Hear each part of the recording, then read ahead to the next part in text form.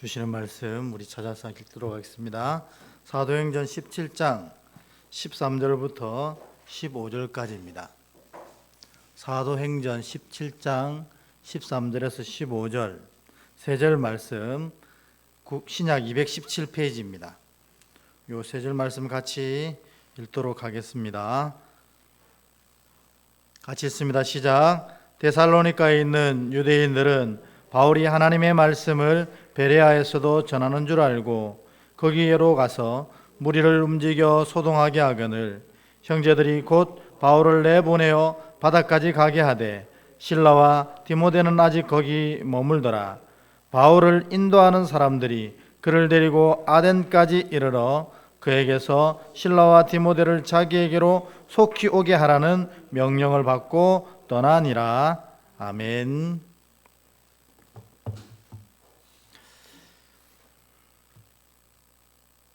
오늘은 사도행전 17장 13절에서 15절 사이 말씀 가지고 우리는 다 영적 변론자들입니다 하는 제목으로 말씀의 은혜를 나누려고 합니다. 이 사도행전은 신약 성경에 등장하는 어떻게 보면 역사서와 같은 기능을 합니다. 역사서라는 것은 그 사건들을 쭉 이어서 기록을 하고 있는 것입니다. 그래서 이 사도행전을 강의하면 이 사건의 전개가 어떻게 되는지 얘기를 많이 하게 됩니다. 그래서 왜냐하면 이게 역사서이고 그 사건의 전개 속에서 하나님의 은혜가 숨어 있기 때문에 그렇습니다. 오늘도 그래서 또 이 바울의 일행의 여정들을 조금 살펴보고 오늘 이 아덴까지 오게 된 배경이 뭐고 그 배경 속에 하나님이 어떤 뜻을 행하셨는지에 대해서 또 살피면서 우리가 기도해야 될 기도의 제목들을 좀 찾아보려고 합니다. 처음에 우리가 이제 소아시아 전도로 출발했잖아요. 그래서 소아시아에는 유대인들이 굉장히 많았습니다. 디아스포라 유대인들이 특별히 소아시아 지역에 많이 몰려 있었기 때문에 사도 바울이 이곳에서 복음을 전할 때 이 회당에 들어가서 유대인들을 통해 이 너희가 기다리던 메시아가 오셨다 하는 사실을 선포할 때에 많은 사람들이 이 소식에 관심을 가지고 주께 돌아오게 됩니다. 근데 그것은 2차 전도 여행을 준비한 하나님의 뜻이 아니었다는 것입니다. 하나님은 이 유럽을 향해서 우리가 쭉 살펴보는 바고 이번 주일날 또 이 하나님이 분명히 드러내는 바지만 이 유럽에 하나님의 백성들이 너무 많은 거예요. 아직 예수 그리스도를 알지도 못하고 예수 그리스도를 믿지는 못했지만 그 가운데 하나님의 백성이 될 자가 너무 많아 하나님이 이들을 그냥 내버려 둘 수가 없어서 바울을 재촉하신 것입니다. 근데 바울은 자기의 성공, 자기의 이 전도의 이 많은 열매들 때문에 소아시아 지역에 뱀뱀 돌고 있을 때 하나님이 그를 2번이나 지시하셔서 빨리 유럽으로 넘어가라고 얘기했는데 바울이 말을 듣지 않습니다. 여러분, 그때 우리가 이 얘기 때문에 말씀 나누었잖아요. 우리가 성공하는 것이 다 하나님이 기뻐하시는 일은 아닌 것 같아요. 우리가 실패해도 하나님의 말씀을 들을 때에 그것이 하나님의 놀라운 영광을 드러내는 일이 된다 하는 겁니다. 그래서 결국 환상까지 보게 되어 바울이 마게도니아 유럽으로 넘어가게 됩니다. 그리고 가장 큰 성 빌립보에 들어갔는데 막막하지 않습니까? 바울이 맨 먼저 뭘 했나? 기도했다고 했습니다. 기도는 하나님이 이 인생을 주장하신다는 믿음의 고백이고 또 그러기에 우리의 이 모든 여정을 하나님께 맡겨드린다는 믿음의 고백입니다. 그러니까 믿음의 자녀들이 믿음이 있다는 증거가 여러 가지를 얘기할 수 있지만 어떤 일에든지 기도로 시작한다. 그는 믿음이 있다는 것입니다. 여러분, 오늘 하루 기도를 시작하셨어요? 식사 때만 열심히 기도하십니까? 기도는 우리의 믿음을 증언하는 증거입니다. 기도했더니 그곳에서 생면부지의 땅에서 회당도 없는 그 자리에서 하나님을 경외하는 자 루디아를 만나게 됩니다. 그리고 그것이 빌립보 교회의 시작이 되는 것입니다. 물론 그곳에서 이 점치는 귀신 들린 여종을 그 귀신을 쫓아내면서 또 사건이 휘말리게 되지 않습니까? 남의 밥줄을 끊었으니 세상의 눈으로 보면은 굉장히 악한 자들입니다. 그래서 이들을 고발해서 심한 매를 맞고 감옥에 갇히게 될 때에 기도가 찬송이 되어지는 과정을 거치고 그리고 옥문이 열리고 착고가 풀리게 됩니다. 하나님 귀한 사명에 순종하며 기도하며 찬송하는 자에게 이런 역사가 나타나는 것입니다. 그래서 그 옥에서 나와서 다시 데살로니가로 넘어가게 됩니다. 빌립보는 가장 큰 성이고 데살로니가는 수도입니다. 그래서 여기에 도착해서 복음을 전할 때에 놀랍게도 여기에는 회당이 있었는데도 불구하고 유대인들이 믿었던 것이 아니라 많은 헬라의 권력자들과 로마의 귀부인들이 복음을 믿기 시작했습니다. 그러니 유대인들이 유대교를 선포할 때는 반응이 없었는데 이들이 예수 그리스도의 복음을 선포할 때 많은 사람들이 돌아오는 걸 보고 시기했다고 했어요. 그래서 당국에 이들이 소요를 일으키고 로마가 받지 못할 이상한 얘기를 전한다 이렇게 해서 이들을 감옥에 가두게 되고 회당장까지 감옥에 가두게 됩니다. 결국 보석금을 내고 데살로니가를 떠날 수밖에 없게 됩니다. 그리고 베레아에 도착합니다. 빌립보는 큰 성이고 데살로니가는 수도인데 베레아는 아주 작은 시골이었습니다.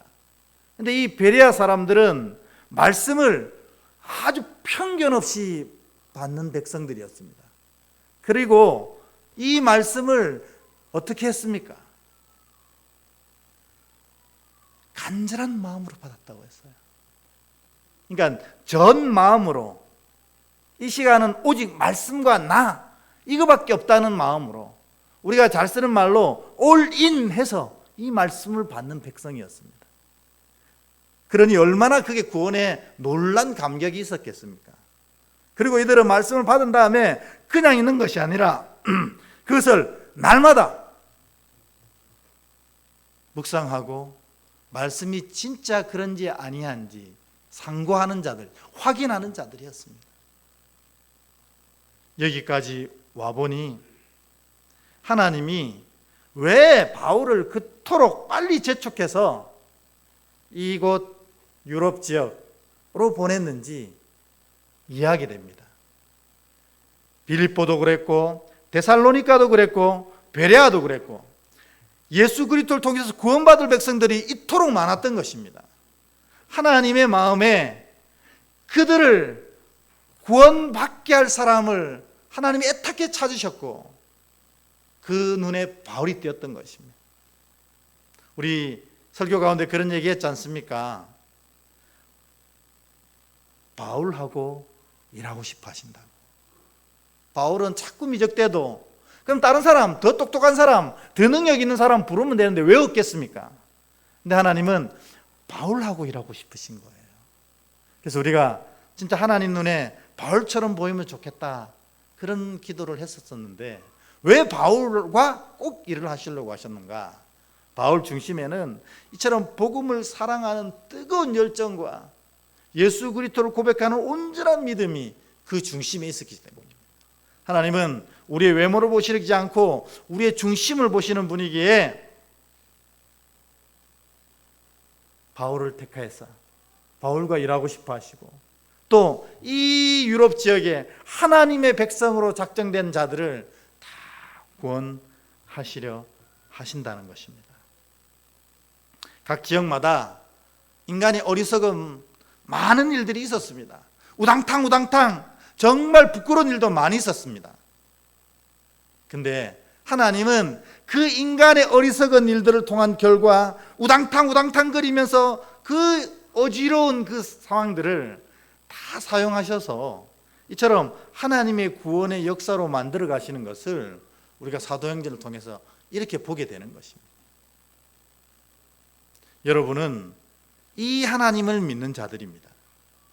그러기에 우리의 인생이 조금 부족하고 우리의 연약함 때문에 우리 삶이 우당탕거리고 또 좀 와르르 무너질 것처럼 보이지만 우리가 이 예수 그리스도를 구주로 고백하는 사람들이기에 하나님은 우리의 인생을 이끌어서 아주 아름다운 하나님의 은혜로 이끌어 가실 것입니다.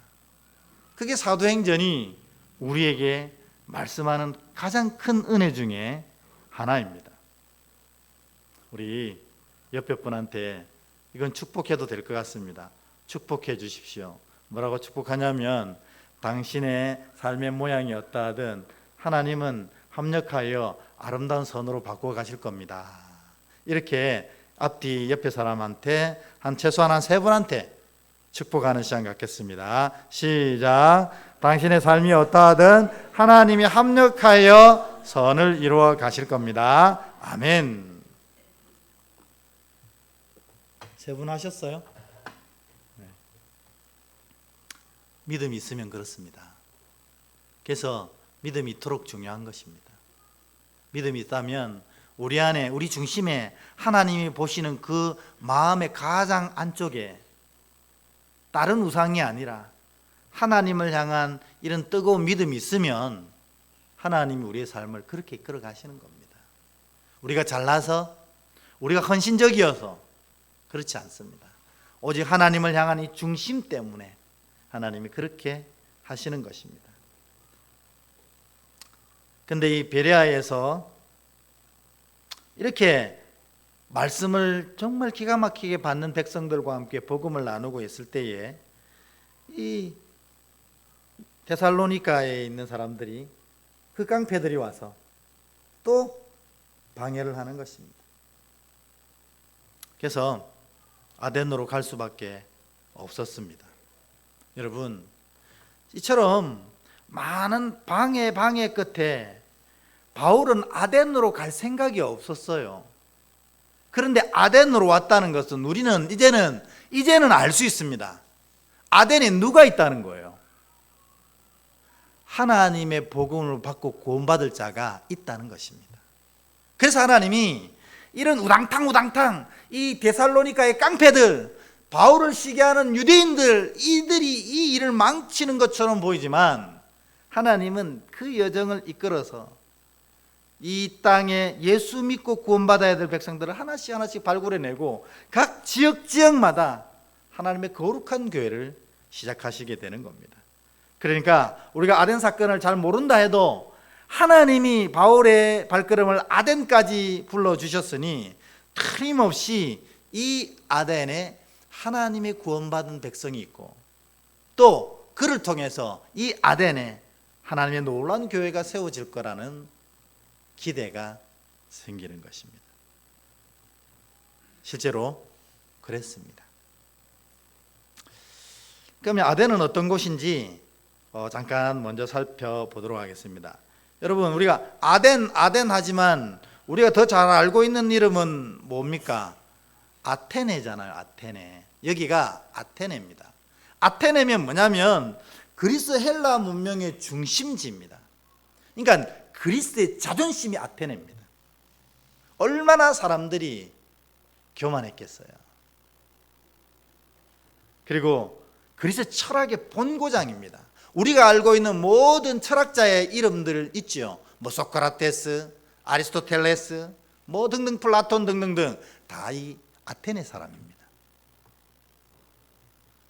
뿐만 아니라 신전이 가득 채워진, 그리고 이 전승에 의하면 아덴 시민보다도 아덴에 있는 신의 숫자가 더 많다고 할 정도로 이 아테네는 각종 신들과 수많은 신들의 도시였습니다. 바울이 이 아테네에 딱 도착해서 바울의 감정이 뭐였냐면, 우와, 대단하다, 놀라운 문명이다, 멋있는 철학이다, 이렇게 안 했어요. 바울은 이 아테네에 오자마자 바울은 마음속에 격분이 일어났습니다. 그리고 그들에게 소리치기 시작합니다. 왜 그랬을까요? 우리 한번 먼저 말씀을 한번 읽어보고 얘기를 나누려고 합니다. 16절, 17절 우리 같이 한번 읽어보겠습니다. 시작. 바울이 아덴에서 그들을 기다리다가 그 성에 우상이 가득한 것을 보고 마음에 격분하여 회당에서는 유대인과 경건한 사람들과 또 장태에서는 날마다 말하는 사람과 변론하니. 아멘. 바울이 아덴에 도착했는데 좀 전에 말씀드렸잖아요. 신전과 신들로 가득한 도시라고. 그러니까 바울이 볼 때 마음이 답답해 미치겠는 거예요. 왜요? 하나님은 한 분 여호와 하나님밖에 없으시고 그 하나님께서 이 땅에 오셔서 우리를 십자가를 통해서 구원하셨는데 이들은 무슨 신, 정말 알지 못하는 신이라는 제목까지 붙여가면서 수많은 신들을 섬기고 있는 겁니다. 그러니까 바울의 마음이 얼마나 답답했겠는가 싶습니다. 사실 저도 이 마음을 조금 이해합니다. 우리가 말씀을 통해서 보면 이 길로 가면 분명히 복을 누리고 하나님의 은혜를 누립니다. 이게 말씀으로도 선포되어지고 우리가 함께 동의하고 기도하고 있는 데에도 실제로 하나님의 자녀들이 이 길로 가지 않고 이렇게 듣고 이렇게 아멘하고 이렇게 같이 기도까지 해놓고 실제로 가기는 어디로 가냐면 이 길로 갈 때가 많아요. 여러분 그런 거 못 느낍니까? 그러니까 이걸 제가 목회자인 제가 이렇게 바라보면 너무너무 안타깝습니다. 너무너무 안타까워요. 그래서 제가 잔소리가 느는 것 같습니다. 이리로 가면 하나님이 그의 삶을 지키셔서 우당탕우당탕하고 다 무너진 것 같아도 결국 하나님이 그의 인생을 붙잡아서 놀랍도록 세워가시는 믿음의 길인데 이들이 그 작은 것들 때문에 자꾸 엉뚱한 길로, 제 갈 길로 가고 있습니다. 그러면 목회자의 마음은 참 쓰리고 아픕니다. 저러면 안 되는데, 저건 하나님의 길이 아닌데, 저리로 가면 하나님 은혜를 놓칠 수 있는데. 그래서 제가 여러분에게 잔소리하는 겁니다. 오늘 바울이 딱 그 마음이었습니다. 하나님께서 나를 아덴으로까지 인도하셨는데 왜 아덴으로 인도하셨는지 알겠는 거예요. 여기 우상이 꽉 차 있는 겁니다. 사람 숫자보다도 우상 숫자가 더 많은 거예요. 하나님 보시기에 이 땅이 얼마나 안타까울까. 바울이 그래서 그 하나님의 마음을 알고 격분하게 되는 겁니다. 그리고 만나는 사람마다 예수가 그리스도시요 너희를 구원하실 분이시가, 너희가 이 예수를 믿으면 하나님께서 너희의 삶에 놀라운 은혜를 베풀어 주셔서 합력하여 놀라운 선을 경험하게 할 것이다. 만나는 사람마다 변론하는 것입니다. 그리스도인의 정체성은 사실은, 그래서 오늘 설교 제목이 영적 변론자들이다 하는 겁니다. 여러분이 진짜로 이 마음 중심에 예수 그리스도의 마음을 품으면 이런 어리석은 길을 가는 사람들 보면 안타까움이 일어나야 됩니다. 아이고 저는 저고 나는 나고 내만 잘 믿으면 되지 뭐, 이게 아니라는 거죠. 진짜 우리가 마음 중심에 예수께서 좌정하고 계시면 바른 길로, 믿음의 길로, 구원의 길로 가지 않는 사람들을 보면 안타까워져야 됩니다. 그리고 그들에게 그 복음을 전하려고 애를 쓰는 겁니다. 바울처럼 날마다 만나는 사람들마다 이 얘기를 전하게 되는 것입니다. 성경은 내 안에 있는 것으로 겉으로 드러내게 돼 있다고 합니다. 그러니까 여러분이 바울과 같은 이런 마음이 없다는 것은 좀 진지하게 고민을 해봐야 됩니다. 내 중심에 진짜 예수께서 좌정하고 계신가? 주님이 좌정하고 계시면 이런 것들에 대해서 정말 안타까워지게 되고, 그리고 이런 것들을 위해서 끊임없이 얘기할 수밖에 없게 되거든요. 그런데 우상을 섬기든지 하나님 반대편으로 가든지 냅둬요, 지가 알아서 하게, 이런 마음이 든다는 것은 사실은 그 사람의 문제이기보다는 내 중심의 문제라는 것입니다. 그리고 언젠가는 되겠지, 이렇게 해서는 안 되는 겁니다. 날마다 만날 때마다 주를 전해야 되는 거예요. 믿든지 안 믿든지 그거는 나는 모르겠지만 최소한 이런 고백이 있어야 우리 안에 예수께서 계신 진짜 믿음의 자녀라는 것입니다. 그래서 바울이 격분했습니다. 격분한 것은 뭐 진짜 화내고 짜증내고 막 이랬다는 것보다는 그리스도의 마음으로 안타까워했다는 것입니다. 그리고 변론합니다. 그 그리스도를 말로, 그리고 삶으로, 요즘에는 말로 잘 안 되잖아요. 그래서 우리가 예수를 살아내어서 복음을 전하게 됩니다. 이것이 변론입니다. 그러니까 오늘 하나님의 자녀들이 진짜 그 안에 중심으로 예수 그리스도에 좌정하신 분이라면 이처럼 격분과 변론을 통해서 복음을 있는 자리에서 날마다 선포하게 되어 있다는 것입니다.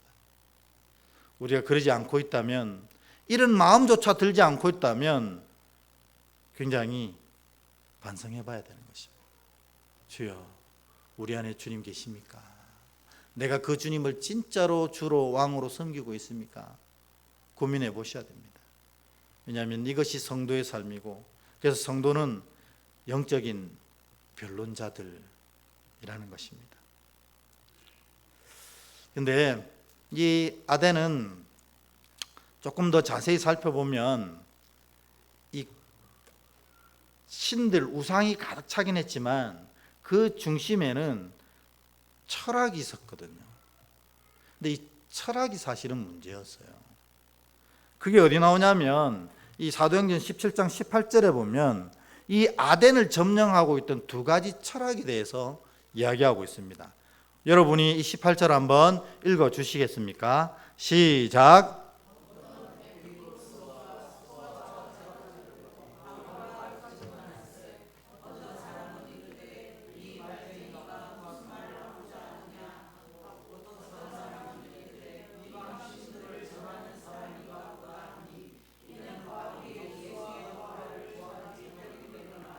아멘. 여기에 보면 바울이 예수와 부활을 전했는데 사실 아덴에서는 그렇게 다른 지역에서처럼 잘 먹히지가 않았습니다.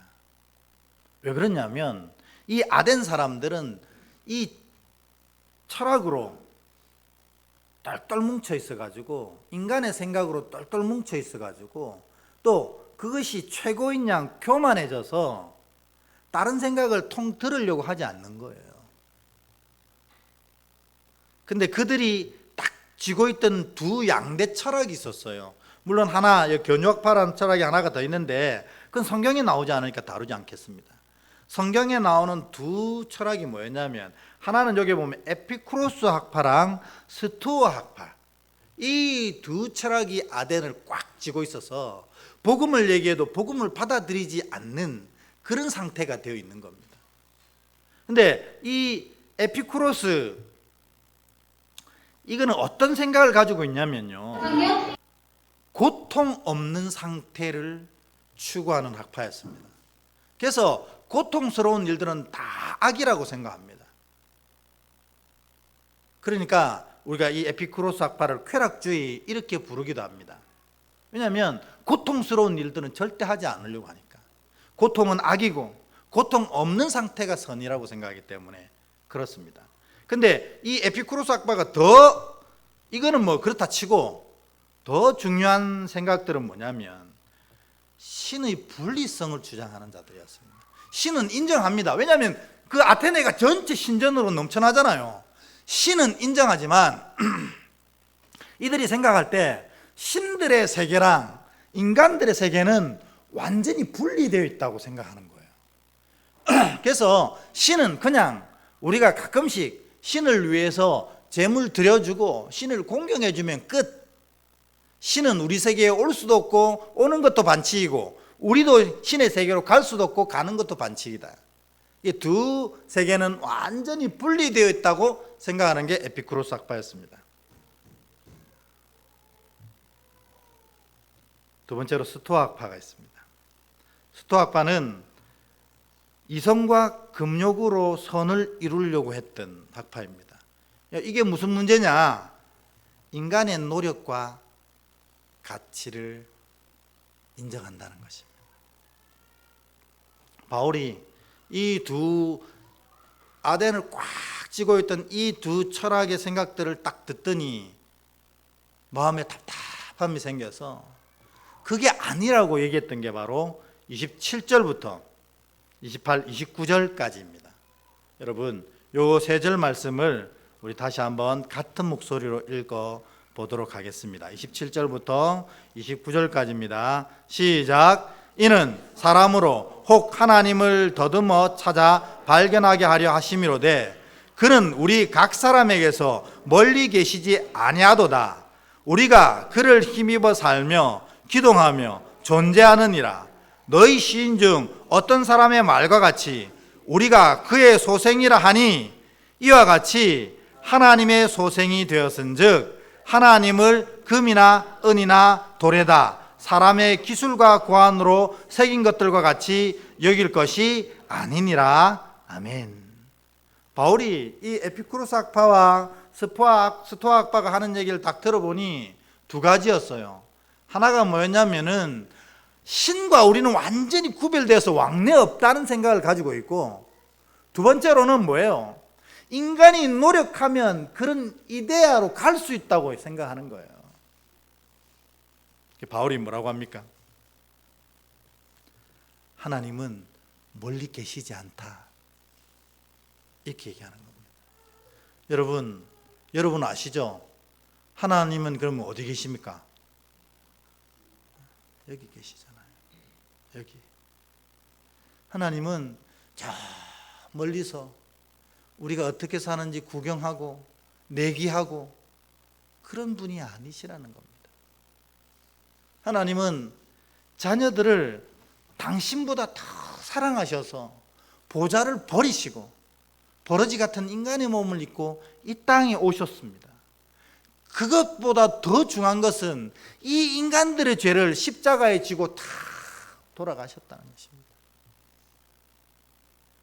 이 하나님 이름을 성경에 뭐라고 부릅니까? 임마누엘이라고 부르잖아요. 그러니까 바울이 볼 때 정말 답답한 겁니다.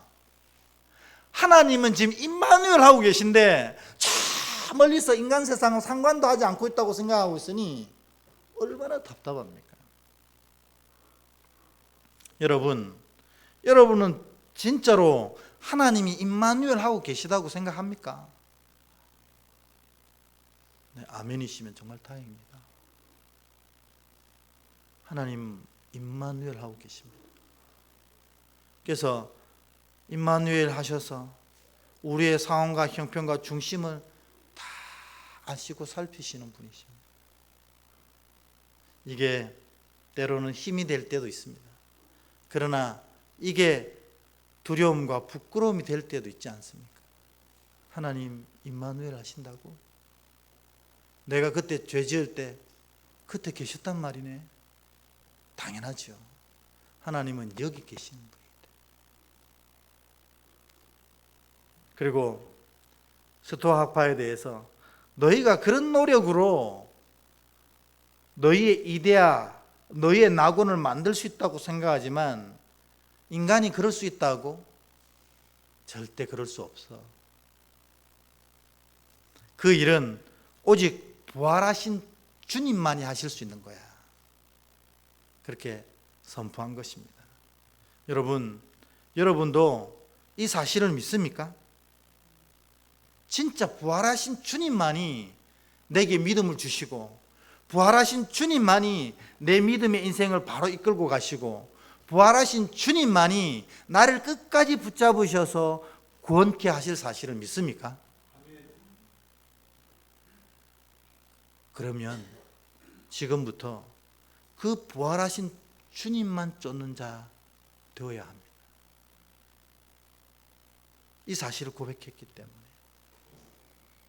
근데 이 아덴 사람들은 자기 생각으로 꽉 차서 이 사실을 잘 받아들이지 않았습니다. 그러면 하나님이 왜 아덴으로 바울을 부르신 걸까요? 실망하면서 17장을 넘어가려고 하는 마지막 절에 하나님이 왜 바울을 아덴으로 보내셨는지가 드러나게 됩니다. 34절 마지막 절입니다. 같이 한번 읽어보겠습니다. 시작. 몇 사람이 그를 가까이하여 믿으니 그 중에서 아레오바고 관리 디오니수와 다마리아라는 여자와 또 다른 사람들도 있었더라. 아멘. 하나님이 바울을 그 이국물 아덴까지 보내신 이유는 요 34절에 몇 사람 때문이라는 것입니다. 우리는 흔히들 습관적으로 한 영혼이 천하보다 귀하다 그런 얘기 하시지요.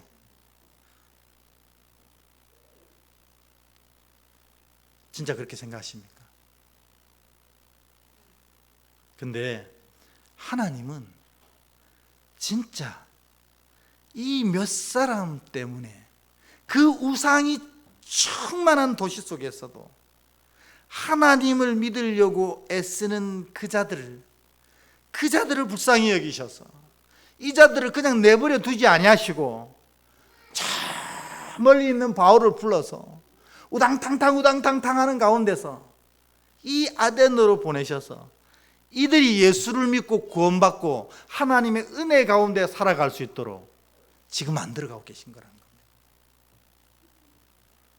사람은 다 잊어버려도 하나님은 결단코 잊지 아니하시는 겁니다. 사람은 한두 명 정도는 아이고 뭐 이런 생각을 가질지 모르지만 진짜 우리 하나님은 그 99마리 양들보다도 이와 같은 몇 마리 잃어버린 그 양을 쫓아서 바울을 보내시는 것입니다. 오늘 이 아덴 땅 바울은 사실 목회적으로는, 선교적으로는, 사역적으로는 실패했다고 할 수도 있습니다. 그러나 하나님은 절대로 그렇게 생각하지 않으십니다. 왜냐하면 하나님이 바울을 통해서 이 아덴의 철학을 이기게 하시려고 여기 보내신 게 아니라는 거예요. 뭐 때문에요? 요 몇 사람, 이 34절에 나타난 요 몇 사람을 구원하시려고 바울을 보내신 거거든요. 결국 이들이 바울을 통해서 구원받게 됩니다. 여러분 놀랍지 않습니까? 우리 하나님이 이런 분이십니다. 사실 우리가 이 몇 사람에 꼈던 사람들 아닙니까? 우리가 하나님 우리 구원하시려고 이 천하를 움직여서 나로 예수 믿게 하셨잖아요. 이 34절을 볼 때마다 저는 막 마음이 메어집니다. 우리 한 사람을 향한 하나님의 사랑이 이 34절을 통해서 확 다가오는 것을 느낍니다. 여러분이 어디에 있든지, 여러분이 무엇을 하든지 하나님의 이 사랑이 여러분을 찾아가실 겁니다. 그리고 여러분을 다 놀랍도록 세워 주실 것입니다. 이걸 나타낸 것이 바로 오늘 사도행전 17장의 마지막 절의 본문이었던 것입니다. 이제 우리가 기도하실 텐데요, 우리가 어디에 있는지 모릅니다. 어느 구석에 떨어질지도 모르고 또 어디에 가서 어떤 일을 할지도 모릅니다. 우리 인생은 알 수가 없어요. 바울이 아덴 땅에 오리라고는 누가 상상했겠어요? 바울 자신도 상상조차 못한 땅이었어요. 그런데 그렇게 가게 될 때에도 하나님은 바울을 기억하십니다. 아니, 그 땅에 있는 그 수많은 사람들 중에 몇 명, 예수를 믿을 그 몇 명 때문에 우주를 움직이시는 분이 우리 하나님이라는 겁니다. 오늘 이 하나님의 사랑이 여러분 각 사람에게 가득 부어주시기를 주의 이름으로 축복합니다. 우리 나의 영혼이 잠잠히 이 찬양 드리면서 오늘 주신 말씀 놓고 우리 함께 기도하는 시간 갖도록 하겠습니다.